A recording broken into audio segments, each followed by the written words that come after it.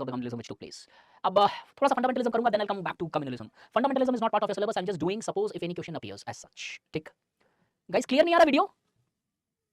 Not that much clear as compared to the previous subjects. Previous subjects पता नहीं यार अब this is 1080 pixels उसी पे चल रहा है, so I think should be clear enough. एक extreme form of religion manipulation होती है. अब this ideology is way different when compared to any sort of communalism, any sort of religious conflict. Religious fundamentalism में necessary violence involve होता है. पहले तो simple समझ लेते हैं. अब fundamentalism होता क्या है? एक simple तरीके से समझाता हूँ, बहुत अच्छे से समझना. पहली चीज, जो किताब के रूल्स है religious fundamentalism के लिए, अगर आप उस हिसाब से नापो तो आज वर्ल्ड में कोई भी फंडामेंटलिस्ट ऑर्गेनाइजेशन प्योर टर्म्स में नहीं है, क्योंकि the conditions for becoming fundamentalist is very very stringent.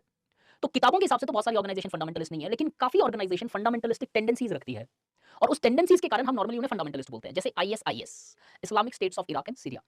तो अब ये प्योर टर्म्स में देखोगे तो नहीं मिलेगी, लेकिन because they have certain more closeness and similarities with the fundamentalistic ideologies, they can be equated to the most pure form. आज अगर सबसे प्योर फॉर्म फंडामेंटलिस्ट ऑर्गेनाइजेशन का मिलता है तो आईएसआईएस के फॉर्म में मिलता है. अब पहले सिंपल से समझते हैं होता क्या है, फिर एग्जैक्ट प्रिसाइज डेफिनेशन में चलेंगे. It is often said that fundamentalism को समझने के लिए एक सिंपल सा एग्जांपल दिया जाता है. God had a mirror. भगवान के पास एक मिरर था, द मिरर ऑफ ट्रुथ, जिसे सच्चाई का मिरर कहा जा सकता है, कांच कहा जा सकता है. The mirror fell down and broke into multiple pieces. Everybody picked up that piece of a mirror and assumed that only their piece shows the truth. समझ में आया? एक कांच था भगवान के पास सच्चाई का, नीचे गिर गया, टुकड़े टुकड़े हो गया, सब लोगों ने एक एक टुकड़ा उठाया और वो टुकड़े में देखा तो उन्हें लगा कि सिर्फ उनका टुकड़ा जो है कांच का वही सच्चाई दिखाता, बाकी सब झूठे हैं. अब दिस इज सिंपलेस्ट फॉर्म में अंडरस्टैंडिंग ऑफ फंडामेंटलिज्म, जहां पे एक रिलीजियस ऑर्गेनाइजेशन या पर्टिकुलर संस्था या आइडियोलॉजी ये मान लेती है कि उसके धर्म को छोड़ के कोई और धर्म एग्जिस्ट ही नहीं करता. That becomes fundamentalist because they do not accept the existence of any religion. अब एनी रिलीजन की बात नहीं है यहाँ पे, उनके खुद के धर्म के अंदर भी अगर कोई दूसरी इंटरप्रिटेशन की जाए वो भी मान्यता नहीं रखती उनके लिए. Even that is not acceptable to them. तो उनकी रिलीजन की उनकी इंटरप्रिटेशन ही धर्म है उनके लिए, बाकी कोई भी धर्म एग्जिस्ट नहीं करता है. अब प्योर जनरल लेमैन लैंग्वेज में this is equal to fundamentalism. But अगर हम डेफिनेशन देखें तो ये है, this is precisely the definition of religious fundamentalism. I will read out the definition. If it is asked, this is the definition which he have to write. मैंने जो explanation दी वो समझने के लिए ठीक है. Religious fundamentalism refers to pattern of religious militancy where self-styled true believers tries to arrest the erosion of religious values. This is what religious fundamentalism is. वो जो religion की values deteriorate कर रही है, कुछ लोग आते हैं अपने आप को true believer बोलते हैं, इन values को ठीक करना चाहते हैं और एक alternative देते हैं आपको. This technically is called as religious fundamentalism. Religious militancy, self-styled, खुद के propagated है कि हम true believers हैं. इरोशन जो हो रही है रिलीजन वैल्यूज के अंदर मॉडर्निटी आने के कारण, रैशनैलिटी आने के कारण, उसको ठीक करना चाहते हैं. और वो ठीक कैसे करना चाहते हैं? एक ऑल्टरनेटिव देके कि देखो ये तरीका है इसको ठीक करने का. ये डेफिनेशन डबल स्टार मार्क लिख के रख लेना गाइस प्लीज, कि this would largely explain the pure meaning of और proper definition of religious fundamentalism. Sir is RSS not fundamentalist? No, RSS is not fundamentalist. RSS ज्यादा से ज्यादा कम्युनल बोल सकते हो, फंडामेंटलिस्ट नहीं है. क्यों नहीं है? एक बार वेट करो, पहले एग्जांपल मत लो यार. एक तो आप लोग पहले इतने एग्जांपल इंक्लूड कर देते हो कि आपकी खुद की अंडरस्टैंडिंग उस वेब के अंदर खत्म हो जाती है. क्यों? आपका माइंड आगे ओपन ही नहीं रहता. पहले चीज तो समझे. एग्जांपल सिर्फ तभी काम आएगा जब आप समझ चुके हो चीज को. उससे पहले करना क्या एग्जांपल का? आरएसएस से क्या करना है, आईएसआईएस से क्या करना है, या फिर किसी भी ऑर्गेनाइजेशन से करना क्या है यार? कॉन्सेप्ट तो समझ लो यार, मीनिंग तो समझ लो पहले. सो प्लीज मेक श्योर पहले कॉन्सेप्ट समझते हैं, एग्जांपल अपने आप फिट होने लगता है. मैंने पहले स्टार्ट करते ही एक चीज बोली, लेकिन फिर भी ये फंडामेंटलिस्ट है क्या? प्योर टर्म में वर्ल्ड में आज एक भी फंडामेंटलिस्ट ऑर्गेनाइजेशन नहीं मिलती है प्योर टर्म में. जो आगे प्योरिटी बताऊंगा होता क्या है, किस लेवल की इनकी आइडियोलॉजी होती है. आसपास टुकड़े टुकड़े करके कोई फंडामेंटलिस्ट ऑर्गेनाइजेशन मिल सकती है बस. आईएसआईएस जो मैंने एग्जांपल दिया वो भी फिट नहीं बैठता है फंडामेंटलिस्ट ऑर्गेनाइजेशन पे. और फिर भी अभी तुम्हें पहले ही सॉल्यूशन चाहिए. कौन है सर? अभी बताओ हमें. तो वो सारी ऑर्गेनाइजेशन फंडामेंटलिस्ट है जो अपने धर्म को छोड़ के किसी और धर्म का एग्जिस्टेंस भी नहीं एक्सेप्ट करती. जो मन में है वो लिख लेना, होनी ऐसी चाहिए.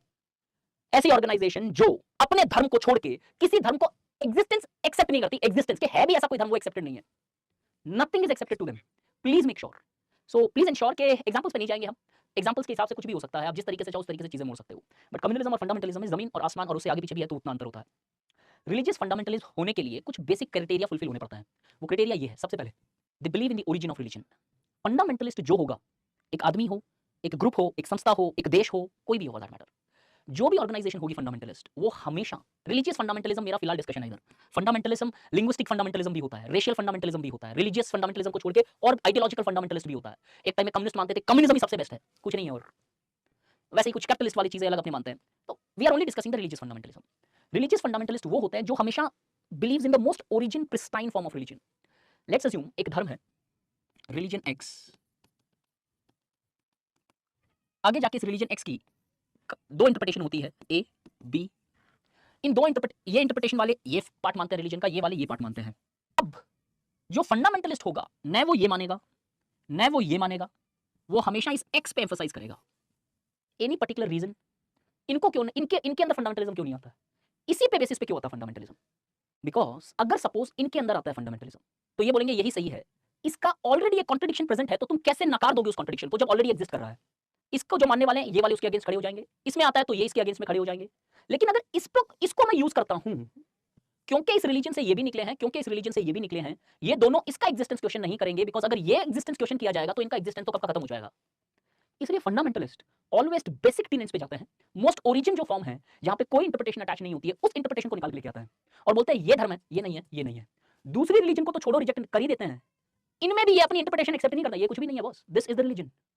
सो they always would believe in the most origin form of religion, हमेशा वो उस ओरिजिन के ऊपर बिलीव करेंगे, only because if they go on interpretations there would be contradictions present in their own understandings. Is this point clear? Okay, religious fundamentalist always take or understands the fixed meaning which is given in those organizations' scriptures. Fundamentalists do not believe in adding interpretations to meanings which is written in their sacred books or scriptures. They always take it as fixed meaning. जो लिखा हुआ है, जो भी उनका secret ग्रंथ है, as it is उसे फॉलो करना है, without looking into the circumstances.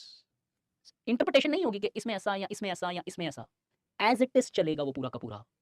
अब जब as it is वो चलता है, तो कहीं ना कहीं जब वर्ड के फिक्स्ड मीनिंग कर दिए जाए तो those meanings can be exploited. देखो इधर लिखा हुआ ये है मीनिंग इसका, and as it is when you take it up the followers would not question, हाँ लिखा हुआ तो है, वो कॉन्टेक्स्ट नहीं देखते हैं, वो सिर्फ एज इट इज मीनिंग उठा देता है। तो बहुत सारी पिक्चरों में आपने देखा होगा ना कि कुछ पर्टिकुलर कुरान का एस्पेक्ट कोई लोग कोट कर देते हैं, आगे जाके वही लिबरल मुस्लिम्स कोई बताते हैं कि देखो इसके साथ ये भी लिखा है, वो सिर्फ उतना फिक्स्ड मीनिंग उठाया, that's it. So when the words always have fixed meaning, they largely becomes open to misuse because you negate that context which is present. अब उस context को भूल जाते हो और सिर्फ as it is उस चीज को उठा लेते हो ऐसे।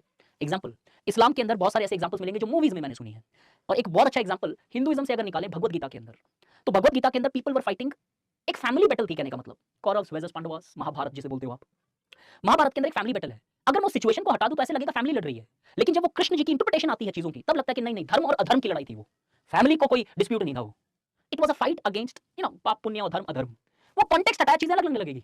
This what happens here, context को नहीं पढ़ते हैं, as it is fixed meaning उठा लिया जाता है। फॉर एग्जांपल, आज भी बहुत लोग डिबेट करते हैं कि महाभारत में कौरव्स राइट थे, पांडव राइट थे, कोई इस पर्सपेक्टिव से देख रहा है, कोई इस पर्सपेक्टिव से देख रहा है, जब वो पर्सपेक्टिव से देख रहा है तो अंडरस्टैंडिंग एनरिच हो रही है। पर्सपेक्टिव हटा दूं और एज इट इज लूं तो you will not able to understand the essence, जो गीता सार है वो नहीं समझ में आएगा आपको। इनफैक्ट अगर वो कॉन्टेक्स्ट हटा दिया जाए आपकी लाइफ से या फिर उस पर्टिकुलर भगवत गीता से, उस टाइम हो सकता है कि पर्टिकुलर एस्पेक्ट आपको नेगेटिव लगे, बट वो सर्कमस्टेंसेस के अंदर यू विल फील कि नहीं नहीं नहीं, this was rightly done in this manner. Next, the goal of fundamentalist, कोई सी भी ऑर्गेनाइजेशन हो, always is to build theocratic state. एक थियोक्रेटिक स्टेट डेवलप करने का मतलब होता है, गोल अल्टीमेटली यही है उनका। What is the meaning of theocratic state? The state which is ruled on the principles of religion. कौन सी religion? ये religion जो ओरिजिनल इंटरप्रिटेशन वो मानते हैं, वही वाली रिलीजन। ये सब नहीं, हमेशा गोल है कि रिलीजियस बनाना है, स्टेट रिलीजन से गाइड होना चाहिए। उस रिलीजन बेस्ड स्टेट में दो चीजें स्पेसिफिकली स्ट्रेस करता है ये, एजुकेशन पूरी की पूरी रिलीजियस बेस्ड होनी चाहिए, जो रिलीजन बोलती है वैसे ही एजुकेशन होनी चाहिए। तो आप देखो अलकायदा जो है, हालांकि फंडामेंटलिस्ट नहीं है, वो प्योरली टेररिस्ट ऑर्गेनाइजेशन है एक। अलकायदा जो है अफगानिस्तान के अंदर वुमेन को एजुकेट नहीं होने देता है, क्यों? एजुकेशन से कहीं शायद वो रैशनैलिटी आ जाए, और यहाँ पे एजुकेशन ये मानते हैं लेकिन रिलीजियस एजुकेशन नहीं होगी, सिर्फ रिलीजियस एजुकेशन के बाहर नहीं जा सकते हो आप। दूसरी चीज, जितने भी लॉज हैं सारे के सारे एज पर रिलीजन चलने चाहिए, जो रिलीजन बोलता है उसके हिसाब से लॉज बनेंगे।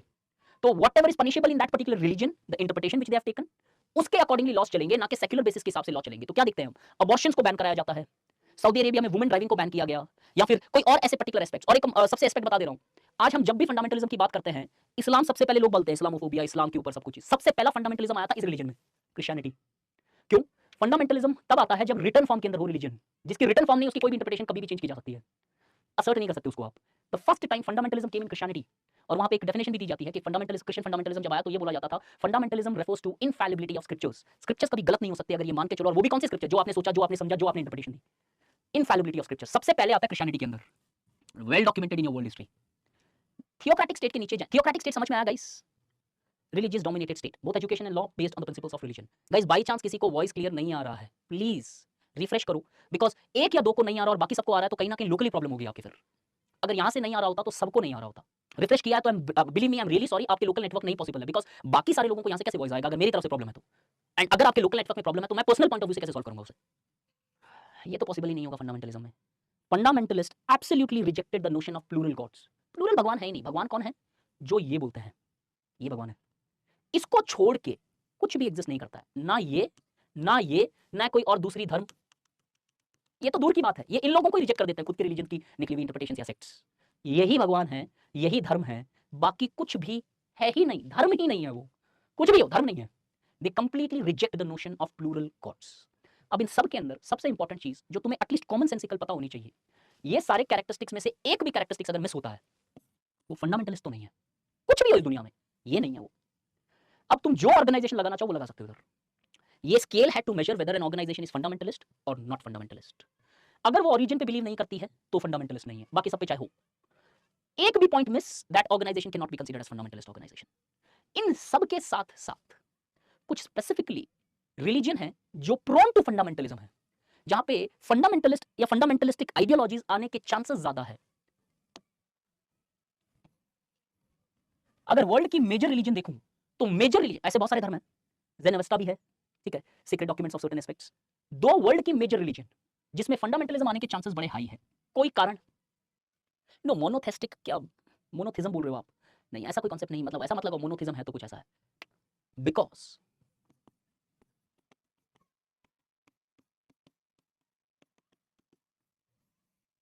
सिंगल सेक्रेड टेक्स्ट है, in this context Quran, in this context Bible. इनको छोड़ के भी कोई ऐसे धर्म जहां पे सिंगल सेक्रेड टेक्स्ट होता है, the chances of fundamentalism increases. क्योंकि अगर किसी रिलीजन के अंदर मल्टीपल सेक्रेड टेक्स्ट है तो वो ओरिजिन कौन सा है आप नहीं एस्टैब्लिश कर पाओगे। क्यों? इसको ये कॉन्ट्रडिक्ट कर सकता है, इसको ये कॉन्ट्रडिक्ट कर सकता है, इसको ये कॉन्ट्रडिक्ट कर सकता है। कोई इस पे आस्था रखता है, कोई इस पे आस्था रखता है, कोई किसी पे आस्था रख रहा है। और अब इनको बोलो नहीं ये सही है, नहीं भाई साहब ये सही है। इनमें सेक्ट बहुत सारे होंगे लेकिन हर सेक्ट बाइबल को सेक्रेड मानता है। वैसे ही शिया या सुन्नी कोई भी हो, मेजरली कुरान सबके लिए सेक्रेड डॉक्यूमेंट है। अब जब सिंगल सेक्रेड टेक्स्ट होता है ना, तो होता यह है कि फंडामेंटलिस्टिक जो आइडियोलॉजीज डेवलप होती है इस टेक्स्ट के बेसिस पे हो जाती है, and then they give their own interpretation to this text, और वो मानते हैं यही सही इंटरप्रिटेशन है। तो अगर आप आईएसआईएस का एग्जांपल लेके चलो, ISIS largely is given its own understanding and that is considered as the religion. Even if you are Muslim and if you do not adhere to that ISIS understanding, then you are equal enemy of theirs. जितना हिंदू है या Christian है या सिख है या पारसी है या कोई और है, तुम भी उतने ही बड़े टारगेट रहोगे उनके लिए, बिकॉज उनके लिए उनके इंटरप्रिटेशन को छोड़ के कोई धर्म एग्जिस्ट नहीं करता भाई, समझो। अब जब कोई धर्म ही नहीं है तो कॉन्सेप्ट ही खत्म हो गया, सब बराबर है मेरे लिए मेरी इंटरप्रिटेशन को छोड़ के। जो वॉक द लाइन करेगा दे आर विथ मी, जो नहीं करेगा they are against me, irrespective वो चाहे किसी भी रिलीजन से हो। तो क्रिश्चियन फंडामेंटलिज्म अगर आप आता है तो क्रिश्चियन के अंदर सपोज इंटरप्रिटेशन एक्स ली जाती है, चाहे दूसरा प्रोटेस्टेंट इस इंटरप्रिटेशन के अगेंस्ट खड़े हो, वो मेरे अगेंस्ट खड़ा है, तो जितना वो प्रोटेस्टेंट मेरा दुश्मन है उतना ये हिंदू है, उतना ये इस्लाम है, पारसी है या सिख है या जैन या बुद्धिस्ट, सब बराबर है मेरे लिए ये, बिकॉज रिलीजन मेरे लिए ये है, इसके बाहर ना ये एग्जिस्ट करता ना ये एग्जिस्ट करते। Everybody clear? प्लूरैलिटी का कॉन्सेप्ट नहीं है इनके अंदर, और जब प्लूरैलिटी नहीं है तो भाई साफ यही है, this ultimately remains clear, this is the one which has to be followed. इसलिए नॉर्मली एग्जांपल्स यूज किए जाते हैं क्रिश्चियनिटी और इस्लाम के, बिकॉज सबसे पहले आया इसमें, धीरे धीरे certain elements developed in this interpretation, in this particular form of religion. अब इसके दो तीन मेजर कारण बोले जाते हैं, अलग अलग थियोरेटिकल वर्जन है इसके अंदर। बोलते हैं capitalistic societies branded Islam as deviance. कुछ लोग बोलते हैं कि क्रिश्चियनिटी के अंदर फंडामेंटलिस्टिक एलिमेंट्स है जो रिवाइव हो रहे थे ड्यूरिंग डोनाल्ड ट्रम्प। अब there are theories but yes, अब मेरा छोटा सा सिंपल सा मुद्दा ये है, can fundamentalism come in Hinduism? Paper लेके चले, कभी नहीं आ सकता हिंदुइज्म में फंडामेंटलिज्म। क्यों? सेक्रेड टेक्स्ट का कॉन्सेप्ट सिंगल नहीं है, एटलीस्ट बहुत सारी सेक्रेड टेक्स्ट है, सिंगल सेक्रेड टेक्स्ट है ही नहीं हिंदुइज्म में। कोई गीता पे विश्वास रखता है, कोई अरियंका रस में विश्वास रखता है, कोई ऋग्वेद में रखता है, तो कोई किसी और एपिक्स में रखता है। अब जब इतने ज्यादा प्लूरलिज्म विद इन हिंदुइज्म है, that creates a possibility of never bringing fundamentalistic aspirations as far as religion is concerned into this religion. ये least prone हो जाती है। इनफैक्ट जो रिलीजन के अंदर multiple plurality of secret text है, कभी भी उसमें नहीं आ सकता है what you call as religious fundamentalism. I hope यहां तक पॉइंट्स क्लियर है। अरे हिंदुइज्म में कोई भी सेक्ट हो यार, लिंगायत क्या कर लेंगे? लिंगायत बोलेगा मेरा ही रिलीजन सही है, हिंदुइज्म नहीं है, तो लिंगायत भी खत्म हो जाएगा, बिकॉज आया वो हिंदुइज्म से है, ओरिजिन पे जाना पड़ेगा, अपनी रिलीजन को ओरिजिन नहीं बोल सकता है वो, because it has come out of Hinduism, he can not reject Hinduism. Is this point clear guys? चाहे वो लिंगायत हो, वैष्णवाइट्स हो, शैवाइट्स हो, हिंदुइज्म को तो एक्सेप्ट करना ही पड़ेगा ना, because they have come out of these two people. चाहे वो सुन्नी या शिया हो, कैथोलिक या प्रोटेस्टेंट हो, वो बाइबल को कैसे रिजेक्ट कर देगा? वैसे इधर हिंदुइज्म को कैसे रिजेक्ट कर दिया जाएगा? तो डोंट थिंक अगोरीज बोलेंगे कि we have become fundamentalist. No, how can they be fundamentalist? Because they have come from a particular religion. इसका मतलब वो रिकॉग्नाइज करते हैं कि हिंदुइज्म एग्जिस्ट करता है बियॉन्ड देयर अगोरी आइडियोलॉजीज, और जब रिकॉग्नाइज कर लिया तो आप ऑटोमेटिकली खत्म हो गए फंडामेंटलिस्टिक एस्पिरेशन से, बिकॉज फंडामेंटलिज्म रिकॉग्नाइज नहीं करेगा कोई और एग्जिस्ट करता है। Please unnecessary example put up मत करो, डाउट अगर जेन्युइन है तो मैं ले रहा हूं, बट दिस इज समथिंग जो कहीं ना कहीं become a problem. Please make sure that this tendencies of Hinduism showing fundamentalism would never develop, because there is no possibility here, because Hinduism में pluralism is well accepted. Make a point very clear. और सिर्फ Hinduism नहीं, that could also be Jainism, that could also be Buddhism, that could be Taoism, that could be Santoism, that could be any aspect of it. अब दो चीजों को compare करते हैं, communalism क्या होता है और फंडामेंटलिज्म क्या होता है। With that I wind up the religious topic.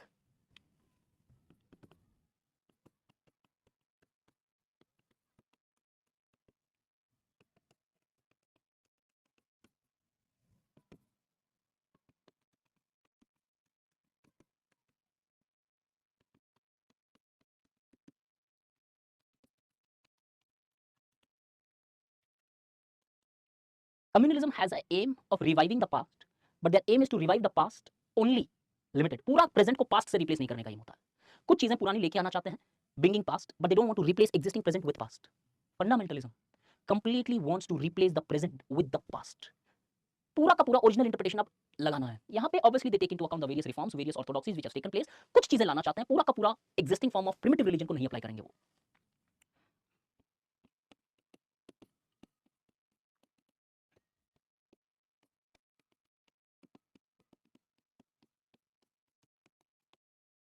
Communalist would never target their fellow believers. अगर कोई कम्युनल राइट का सिनेरियो आता है तो अपने फेलो रिलीजियस पीपल को वो कभी टारगेट नहीं करता है। मुस्लिम मुस्लिम्स को नहीं करेंगे, हिंदूज हिंदू को नहीं करेंगे। ऑब्वियसली कुछ पर्सनल रंजिश हो तो एक अलग बात है, but overall they will not target the same fellow of the religion. अब वो चाहे वैष्णवाइट हो, चाहे वो शैवाइट्स हो, चाहे वो कोई भी इंटरप्रिटेशन का हिंदू हो for that matter, Hindus Hindus को टारगेट नहीं करेंगे। इधर फंडामेंटलिज्म में ऐसी छूट नहीं है, इतनी फ्लेक्सिबिलिटी नहीं है। फंडामेंटलिस्ट वो होते हैं, they would not hesitate to target their fellow believers if it does not accept their interpretation. अगर मेरी इंटरप्रिटेशन नहीं समझते हो तो मेरे धर्म से तो तुम बिलोंग ही नहीं करते दोस्त, बिकॉज मेरे लिए मेरा धर्म वही है जो मेरी इंटरप्रिटेशन है। And if you are not following this, then you are not following my religion. In fact, not following the religion which only exists. Therefore, they will not hesitate to target those believers.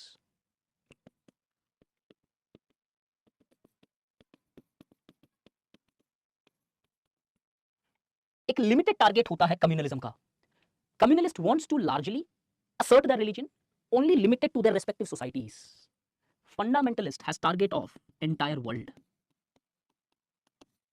पूरे world को वो इसी interpretation पे लेके आना चाहते हैं। Take an example of ISIS which is well recognised international terrorist organisation. ये टेररिस्ट ऑर्गेनाइजेशन चाहती है कि पूरा ब्लैक फ्लैग रहे वर्ल्ड के अंदर। वो कोई एक पर्टिकुलर एरिया को नहीं target, they want the entire world should be on this. Entire world is their target और एरिया ऑफ ऑपरेशन और मोडस ऑपरेंडी।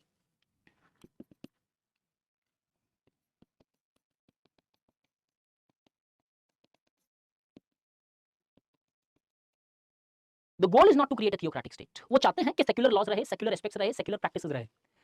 थियोक्रेटिक नहीं बनाना है स्टेट इनको, इधर रिलीजन बेस्ड स्टेट बनाने की गोल है इनकी। They want that law and education should be religious in nature. वो रिलीजन ऑब्वियसली इनकी खुद की इंटरप्रिटेशन होगी यहाँ पे। इसके बाद एक और डिफरेंस लिख लेता है।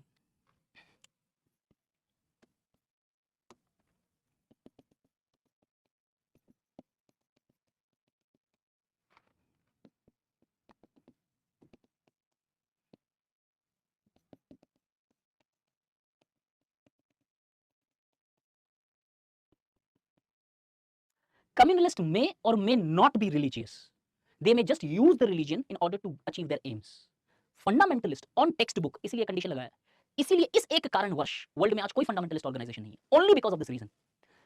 Religious fundamentalists are always religious. What they preach, they profess and practice. लेकिन ISIS जो एग्जांपल है, बीच में एक सर्वे आया था, पहली बात तो मुझे समझ में नहीं आता इनके सर्वे कैसे कर लेते हैं लोग। ऐसा माना गया था कि ISIS के अंदर लोग ऐसे हैं जिनको बेसिक अंडरस्टैंडिंग नहीं है इस्लाम के टेनेंट्स की, तो फिर ये कैसे रिलीजियस हो जाएंगे। ISIS के अंदर खुद रिलीजियस अंडरस्टैंडिंग नहीं है, but fundamentalist on paper on books माना जाता है they are deeply religious people. They strongly follow their practice and preaches whatever their religion they interpreted. These are some of the clear-cut concrete differences between fundamentalism and communalism. And from this on, you can clearly see fundamentalism is way, way, way broader than the communalistic aspirations. Communalism के अंदर first degree of communalism के अंदर we saw it very clearly that conflict आना जरूरी नहीं है, यहाँ पे necessary conflict आती है। एक और difference लिख लो just.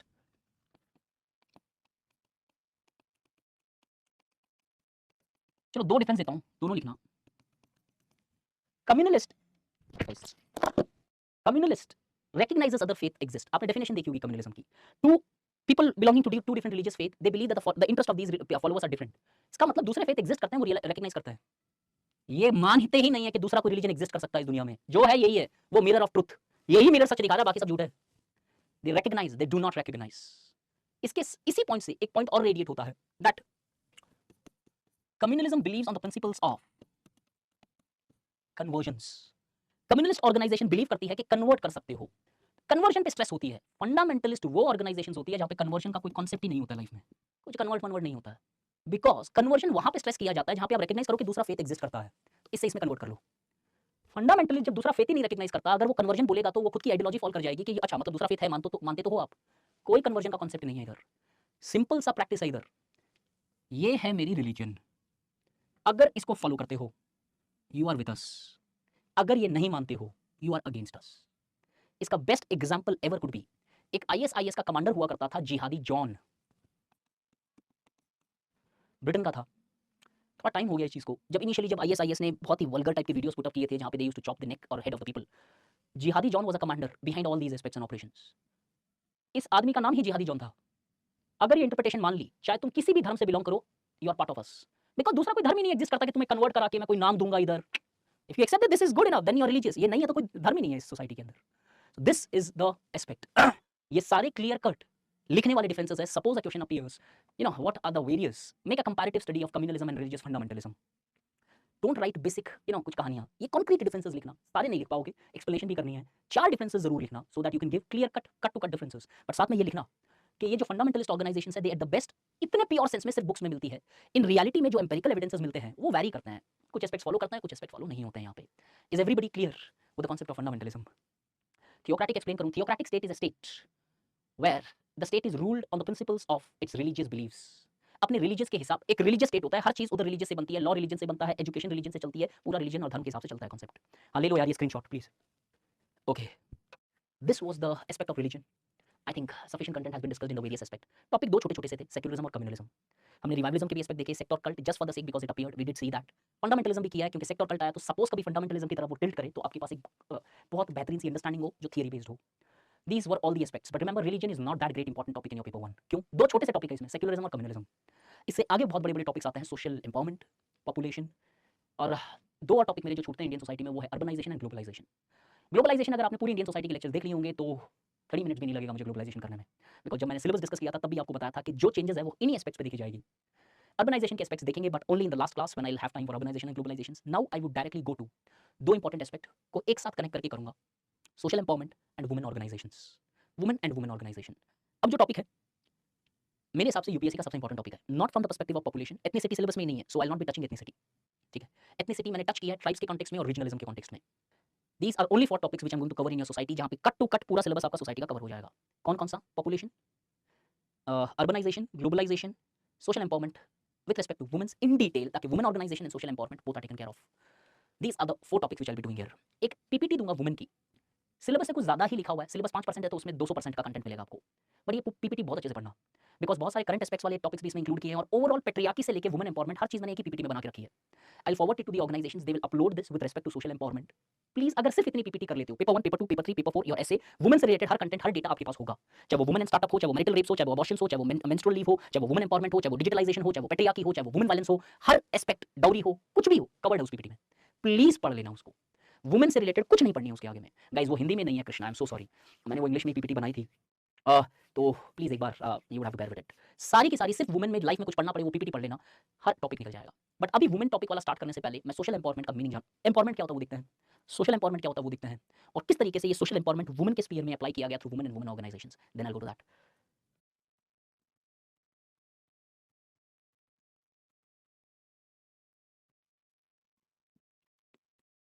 What is the meaning of empowerment?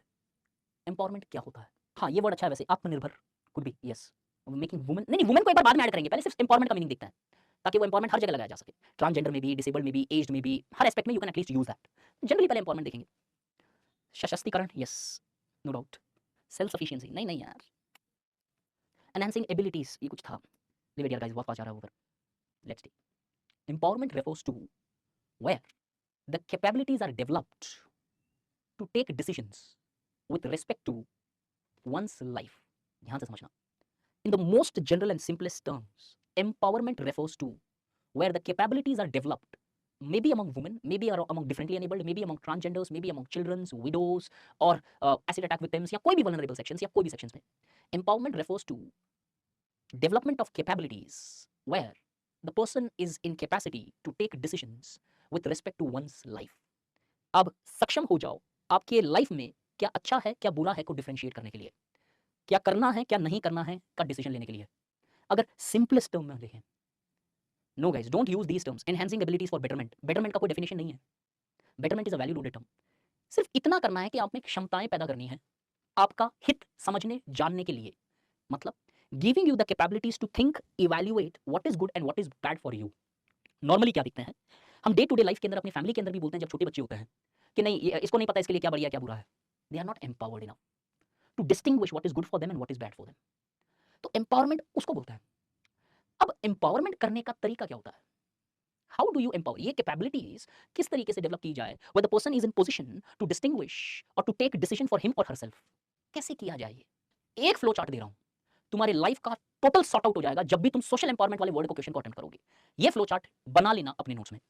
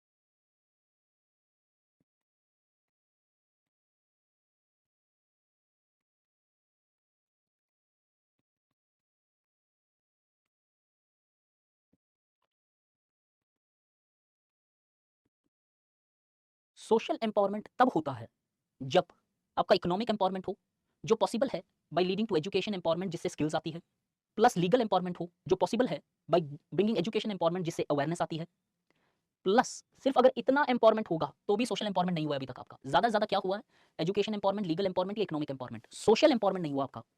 Social empowerment कब होगा, जब ये तीन empowerment, educational, economic, legal empowerment plus political empowerment जुड़ता है तो सोशल एम्पावरमेंट होता है।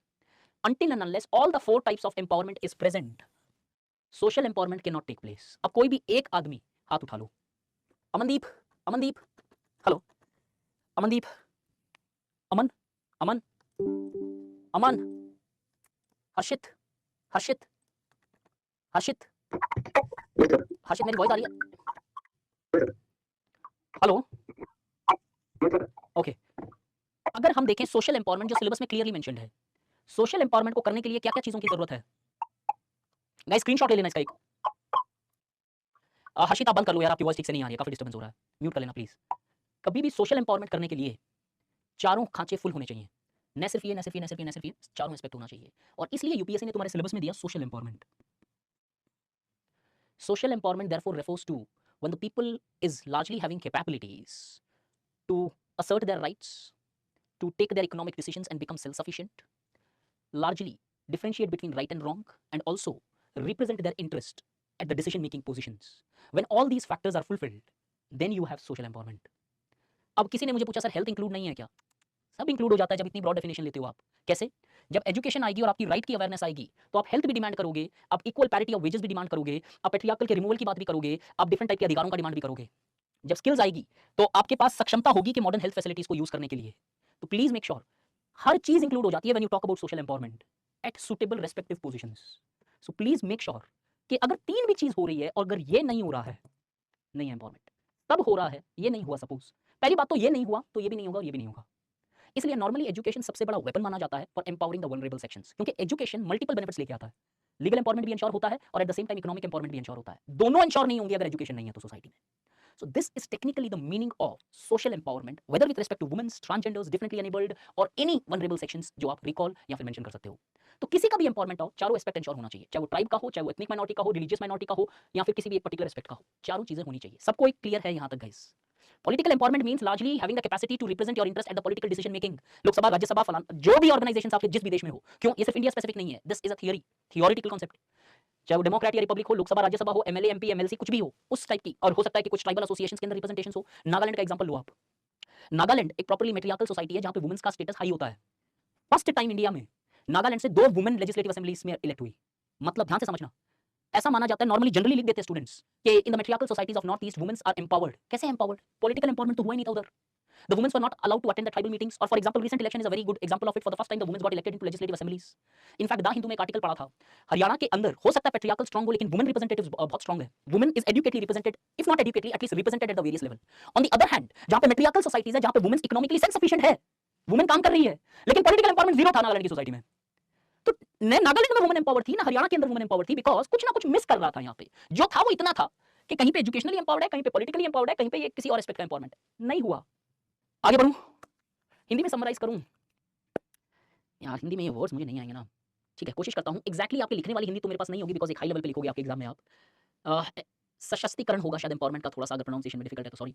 सशक्तिकरण वो होता है जहां पे social empowerment I am talking about. सशक्तिकरण वो होता है जहां पे एजुकेशन, न्याय, अर्थव्यवस्था या फिर economic aspects and the political aspects चारों लेवल पे फुलफिल्ड हो, only then the empowerment is possible. तभी एम्पावरमेंट संभव है। कौन सा एम्पावरमेंट? Social empowerment.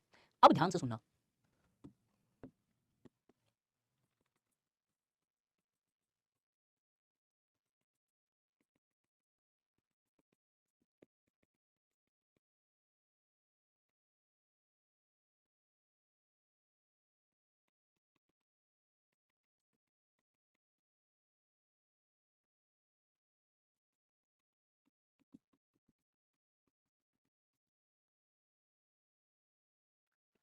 जब ये सारे फैक्टर्स फुलफिल होते हैं तो सोशल एम्पावरमेंट होता है। और एक बार कोई ग्रुप सोशली एम्पावर हो जाए तो वो इमेंसिपेट हो जाता है over a period of time. Emancipation का मतलब फ्री फ्रॉम ऑल चेन्स, हर चीज की बंदिशें। बंदिशें का मतलब यहाँ पे लीगल मत लेके चलना कि लॉ अप्लाई नहीं होता। जो जो फैक्टर्स उन्हें दबा के रख रहे थे या सबऑर्डिनेट होने का कारण बन रहे थे, सबसे फ्री हो जाते हैं वो। चाहे वो पेट्रियार्की हो, चाहे वो कल्चर हो, चाहे वो रिलीजियस हो, वो फैक्टर्स जो उन्हें सबऑर्डिनेट पोजीशन पे रख रहे थे, that are largely sidelines, breaking of the chains और free from all forms of bondage chains. तब इमेंसिपेशन होता है। तो इमेंसिपेशन पॉसिबल नहीं है सोशल एम्पावरमेंट के। सोशल एम्पावरमेंट पॉसिबल नहीं है बिना all these circumstances comes together. चारों चीजें एक साथ आनी चाहिए। चारों है तो ये है तो धीरे धीरे ये पोजीशन पे आ जाते हो। तो लेट्स अज्यूम इंडिया में आज वुमेन एम्पावर होती है सोशली, तो may be in year 2 year 5 years और मे बी 10 और 15 ईयर्स और बियॉन्ड दैट इमेंसिपेट हो जाएगी women, because she would largely break all those chains जो मेरिट को छोड़ के उसके जेंडर को कंसीडर कर रही है। मेरिट वाले सारे लॉज अप्लाई होंगे, जेंडर वाले सारे लॉज साइडलाइन कर दिए जाएंगे और वो अब फैक्टर नहीं बचेगा उनको सबऑर्डिनेट रखने के लिए। Clear with this? पता नहीं ये सारे हैंड रिटन नोट्स में मिलेंगे कि नहीं, नॉर्मली मिलने चाहिए। अभी तक आपको हैंड रिटन नोट्स अगर मिल रहे हैं तो यू नो इट बेटर कि ये फ्लो चार्ट्स आपको मिल रहे हैं कि नहीं। तो प्लीज मेक श्योर, अभी तक अगर मिले हैं तो ये भी मिलेगा ही मिलेगा। ठीक है, नहीं मिलते हैं तो गाइज बना लो यार, स्क्रीनशॉट ले लो एटलीस्ट। तो एटलीस्ट फ्लो चार्ट बना लेना गाइज ये।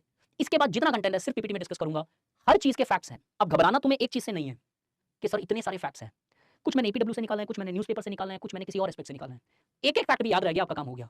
और जब फ्यूचर में न्यूज़पेपर पढ़ो आप तो वो फैक्ट अपडेट करते रहना, बिकॉज मे बी 2024 में जो एग्जाम दोगे या 25 में दे रहे हो तो फैक्ट चेंज होने की कैपेसिटीज काफी हाई रहेगी यहाँ पे। अब जो सोशल एम्पावरमेंट तुमने देखा है, क्या उस सोशल एम्पावरमेंट को हम जब वुमेन्स पे लगाएं तो क्या वुमेन एम्पावरमेंट हुआ?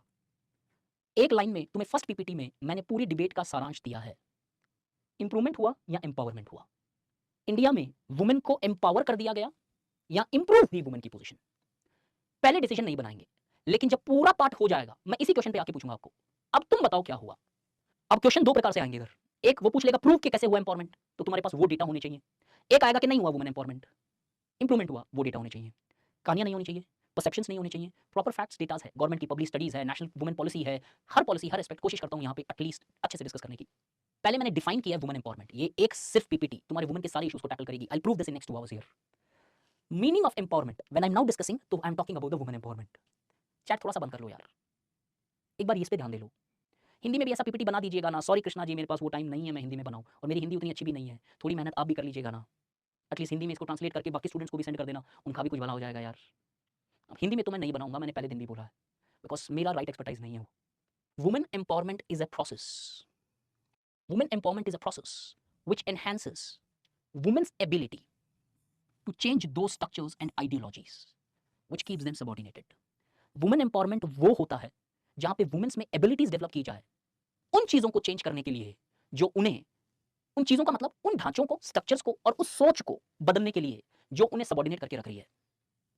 सिंपलेस्ट टर्म में अगर देखो, ability to take decision for themselves and for others. तो एक वुमेन एम्पावरमेंट वो होता है जहां पे women is able to take decisions for herself and also for the others. Others का मतलब क्या है? अपने माता पिता के लिए, अपने बच्चों का डिसीजन खुद ले सकती है, अपने हस्बैंड से रिलेटेड, अपने काम से रिलेटेड, खुद के रिलेटेड डिसीजंस और आसपास जो उसके साथ लोग रहते हैं उनसे रिलेटेड भी वो डिसीजन लेने की कैपेसिटी अगर है उसमें, तो वो एम्पावर्ड है। इकोनॉमिक सर्वे जो 2016 का आया था उसने वुमेन एम्पावरमेंट के ऊपर पूरा चैप्टर दिया था और आगे सारे डेटा मैंने इंक्लूड किए हैं उसके, ताकि आपके पास गवर्नमेंट का भी एक पर्सपेक्टिव हो कि हाँ एम्पावरमेंट हुआ है तो कैसे हुआ है, सारे फैक्ट होने चाहिए। इस इकोनॉमिक सर्वे 2016 ने वुमेन एम्पावरमेंट को डेडिकेटेड चैप्टर दिया और उधर ये डेफिनेशन थी इस वुमेन एम्पावरमेंट की, क्या is a process in which women increases their choices and gains freedom to participate, negotiate and influence, तीनों वर्ड अंडरलाइन करना, participate, negotiate and influence and hold accountable that institutions which affects their life. ये economic survey की definition है। अब चाहे तुम ये definition लिखो थियोरेटिकली या फिर ये डेफिनेशन लिखो, दोनों में से एक तो लिखनी है हमें। और इस साल 2023 में जो एग्जाम दे रहे हो, by chance if anybody is here,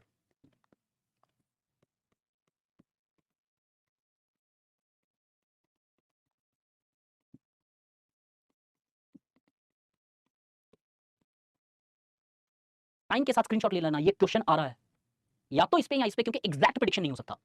100% question आ रहा है, मैं इसका रीजन बता देता हूं आपको।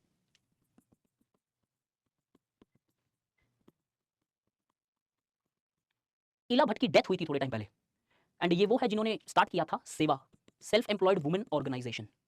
और अगर हो सकता है पॉसिबल तो ये भी है कि सेवा के ऊपर पीटी के अंदर क्वेश्चन आ जाए, PT 2023, but this is something जो पॉसिबिलिटी है, ये सर्टेनिटी है। तो प्लीज सीरियसली इस टॉपिक को लेना। हाँ, हो सकता है 24 में आपको नहीं मिले ये क्वेश्चन, बिकॉज 23 में तो आ रहा है ये question. This is the definition of women's empowerment. Nature of women. अब नॉर्मली क्या होता है, when the student starts writing answers on women, सबसे बड़ा प्रॉब्लम आता है इतना डेटा होता है उनके पास, तो वो एक फनल नहीं हो पाता, इतना सब कुछ है, इतनी डेफिनेशन, इकोनॉमिक सर्वे की, सोसाइटी में अपनी डेफिनेशंस है, अपनी अपनी अंडरस्टैंडिंग्स और अंदाज है।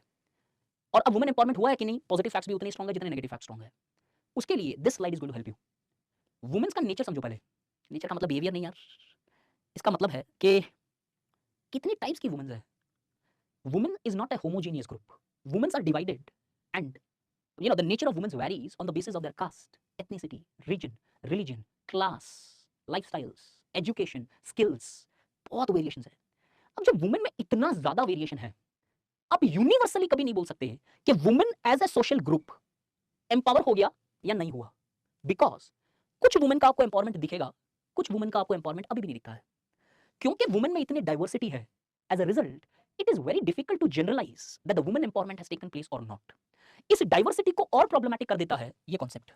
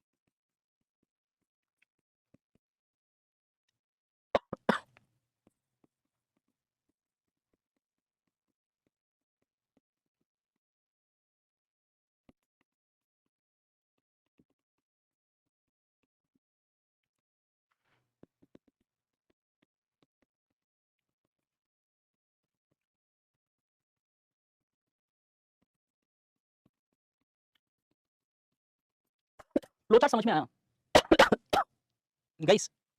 Did you understand the flow chart? Women's can be divided on the basis of their caste, upper caste, lower caste, middle caste. उस एक एक कास्ट के अंदर वुमेन को फर्दर डिवाइड किया जा सकता है। कुछ वुमेन जो होम सेंटर्ड है, बाहर काम नहीं करती है। कुछ वुमेन वर्क सेंटर्ड है, करियर ओरिएंटेड वुमेन है, for them their career is the most important aspect. कुछ वुमेन है एडैप्टिव वुमेन, जो बाहर काम करती है, साथ ही साथ में घर में भी काम करती है, अडैप्ट करती है वो। Both the things are important. एक फीमेल वुमेन जिनके लिए घर ही सब कुछ है, काम ही सब कुछ है, बीच के जिनके लिए घर और काम दोनों के बीच में बैलेंस बनाना है। हर जगह ये तीन टाइप की वुमेन्स है। अब जब इतनी ब्रॉड कैटेगरीज ऑफ वुमेन्स है, तो पॉसिबिलिटी ये होती है कि आप जनरलाइज नहीं कर सकते कि वुमेन एम्पावरमेंट हुआ है कि नहीं। HWA, मैंने यार बच्चों वाले सवाल पूछ लेते हो, इधर H लिखा है, इधर W लिखा है, इधर A लिखा है, तो वो सेम मैं सब जगह तो लिख नहीं सकता हूं, तो शॉर्ट फॉर्म लगाया मैंने उधर कि हर कैटेगरी में तीन ऐसी ऐसी कैटेगरीज और मिल जाएगी। सो प्लीज मेक श्योर स्क्रीनशॉट लेना, ले लो गाइस। अब Areen Kumar sir, man also have diversity, species diversity भी है, जेनेटिक डाइवर्सिटी भी है, इकोलॉजिकल डाइवर्सिटी है, लेकिन मैं वुमेन एम्पावरमेंट में मेन की डाइवर्सिटी क्यों पढ़ाऊंगा तुम्हें? क्या यार, डाइवर्सिटी बहुत है, but we are talking in the context of women's social empowerment. Adaptive women means those women who largely work outside, but at the same time they largely also perform responsibilities back home. Adapt करते हैं वो, न सिर्फ जीवन में career है उनके लिए, न सिर्फ फैमिली है, दोनों के बीच में बैलेंस करके चलते हैं। ठीक है, मेन क्यों नहीं पढ़ाया जाता? मेन पढ़ाया जाता है, पैट्रियार्की के नीचे पढ़ाया जाता है जो आपके सिलेबस में नहीं है। तो सिलेबस पढ़ाया जाता है, मेन और वुमेन नहीं पढ़ाया जाता है। और यहाँ पे सोशल एम्पावरमेंट की बात हो रही है। Men is already an empowered group. जो लोग डोमिनेंटली डिसीजन मेकिंग पोजीशंस पे होते हैं, जहाँ पे इकोनॉमिक्स में सबसे ज्यादा डोमिनेशन होता है, जहाँ पे लीगल में हो या एजुकेशन में हो, if you compare the percentage of main on women in the entire world, main आज भी डोमिनेट करते हैं। और जब मेन डोमिनेट करते हैं तो हाँ, ये भी एक्सेप्ट करता हूँ कि कुछ लोग हैं जो उस मेन का शिकार होते हैं डिस्क्रिमिनेशन का, लेकिन कुछ के बेसिस पे जनरलाइज नहीं किया जाता है सिस्टम के अंदर। तो मैं ब्लैक्स, इसीलिए रेस में व्हाइट्स नहीं पढ़ाया जाता है, जेंडर में मेन नहीं पढ़ाया जाता है। तो प्लीज मेक श्योर ये व्हाइट्स और मेन क्यों नहीं पढ़ाया जाता? बिकॉज इनके अंदर डोमिनेशन होती है। वैसे सवाल अच्छा था आपका, क्योंकि इन दोनों को एक एम्पावरमेंट ऑलरेडी मिल चुका है because of their share domination. इसलिए रिवर्स रेसिज्म का कॉन्सेप्ट सिर्फ सबाल्टर्न स्टडी में होता है, सोशियोलॉजिकल स्टडीज में नहीं होता है, या इंडियन सोसाइटी में तो टच भी नहीं होता है। इससे आगे बढ़े, सम रीसेंट इंसिडेंट्स, ताकि आपको पहले बैकग्राउंड समझ में आए जब सोशल एम्पावरमेंट का।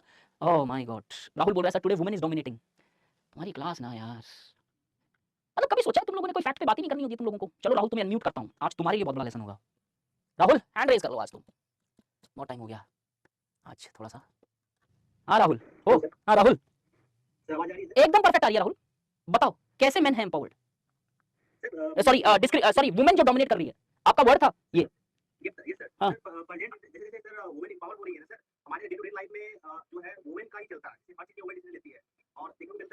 अरे यार राहुल, फैक्ट दो मुझे। सर ये देखो वुमेन डोमिनेशन है यहाँ पे। हाँ अरे इतना बड़ा डोमिनेशन है, तुम्हें एक फैक्ट नहीं मिल रहा है, क्या कर रहे हो यार राहुल? फैक्ट तो नहीं है सर। तो फिर ये भी फैक्ट नहीं है, कैन आई से दैट? नहीं एग्जाम नहीं यार, एग्जाम तो एक बार रख देते, जीवन में एग्जाम ही थोड़ी है यार राहुल, राइट? अगर हमारे पास किसी चीज को प्रूव करने की कैपेसिटी नहीं है तो फिर ये वही डिबेट होगी ना, भगवान है भी और नहीं भी, दोनों डिबेट कर रहे हैं, दोनों डिबेट चल रही है। थोड़ा सा सुकून रखो, आपको हर फैक्ट इधर क्लियर करूंगा मैं। आज तक इंडियन सोसाइटी में कोई ऐसा एस्पेक्ट तुम्हें पढ़ाया जहां पे मैंने बिना फैक्ट के कोई पॉइंट बोल दिया इधर? तुम थक जाओगे, बिलीव मी राहुल, कि सर बहुत हो गया फैक्ट। एग्जांपल दिखाऊं क्या राहुल? देखो ये पीपीटी देखते चले जाना, फैक्ट देखते जाना, हर जगह मेंशन किया मैंने जहां जहां से लिया है। ये गवर्नमेंट की सरकार की पॉलिसी है, ड्राफ्ट की, UN special report, supreme court, IMF, ये कुछ वुमेन वायलेंस के एस्पेक्ट है जहां पे भी फैक्ट डाले हैं मैंने, एक एक रिपोर्ट, एक एक सर्विस, ये होते हैं फैक्ट। सर मेरा कहने का मतलब था सर, हाँ जैसे वुमेन एजुकेटेड हो रही है, ठीक है सर? हाँ राइट। वुमेन एजुकेटेड तो क्या हो रहा था, पहले 4 हो रही थी, हाँ क्या है कि वो लोग खुद से डिसीजन ले पा रही है कि मैं मैनेज कैसे करना है, बच्चे लाने हैं, हाँ ये ऑफिस से प्लानिंग करना है। तो मतलब ये क्या ना, इसके से क्या होता है कि वो वुमेन मतलब मेल से ज्यादा वो अटेंड कर पाती है या डिपेंडेंट नहीं रहती है। हाँ इसका मतलब ये है कि हम जब किसी पे डिपेंडेंट नहीं हो तो हम एम्पावर हुए हैं। डोमिनेट कब होते हैं? जब हम इस लेवल पे आ जाएं कि सामने वाले को वो जो बोल रहा है उसको नहीं करने दें। तो वुमेन डोमिनेशन कब आएगा राहुल? जब वुमेन उस पोजीशन पे आ जाए जो मेन को डिसीजन वुमेन से पूछ के लेना पड़े।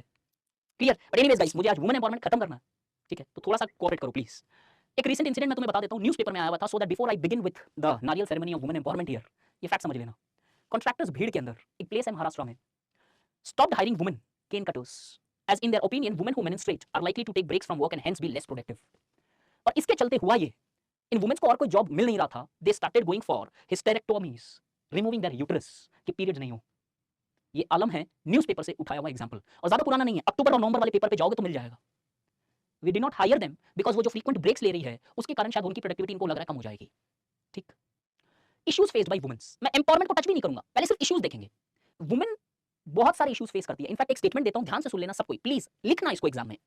The issues faced by women's are such that both श्रम एंड शरीर ऑफ वुमेन इज एक्सप्लॉइटेड। उनके श्रम को भी एक्सप्लॉइट करना पड़ता है, किया जा रहा है, और उनके शरीर को भी एक्सप्लॉइट किया जा रहा है। समझ में आया? श्रम का मतलब जो वर्क है वो भी एक्सप्लॉइटेड है। क्यों? डोमेस्टिक स्फीयर में पैसा नहीं मिलता है, वेजेस। तमिलनाडु के अंदर डिबेट छिड़ी थी, कमल हासन की पार्टी ने छेड़ी थी कि वुमेन जो घर में काम कर रही है उसे भी पैसा दिया जाए, तो पूरी इंडिया में एक डिबेट हुई इसके ऊपर।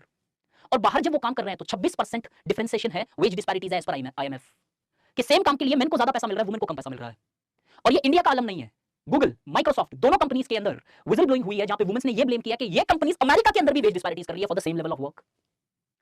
शरीर कैसे एक्सप्लॉइट हो रहा है, you know it well in India, there have been multiple incidents of women violence, काफी वुमेन वायलेंस के इंसिडेंट्स रहे हैं इंडिया के अंदर, और काफी हद तक not only women violence related to sexual aspects. Women violence दिमाग में आते ही हम लोग नॉर्मली रेप या सेक्सुअल एस्पेक्ट्स पे फोकस करने लगते हैं।